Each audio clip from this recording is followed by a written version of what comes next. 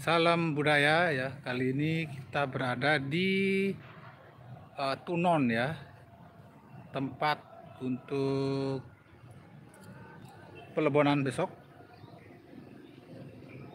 dari Cokorde Pemecutan yang ke-11 ya. Tampak di belakang adalah Tunonnya.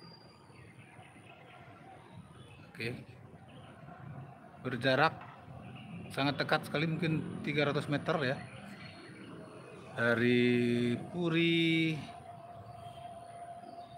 Agung Denpasar ya.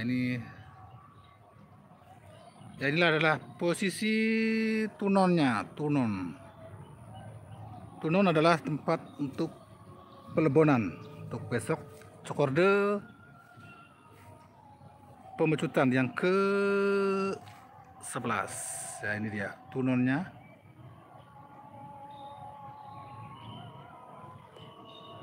Jadi kira-kira besok siang akan diadakan upacara pelebonan ide Cokorde yang ke-11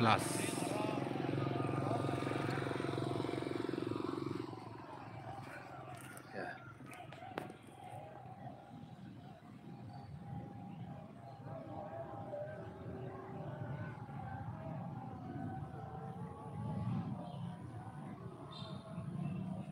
Nanti kita akan melihat prosesi persiapan badinya di Puri Agung Pemecutan.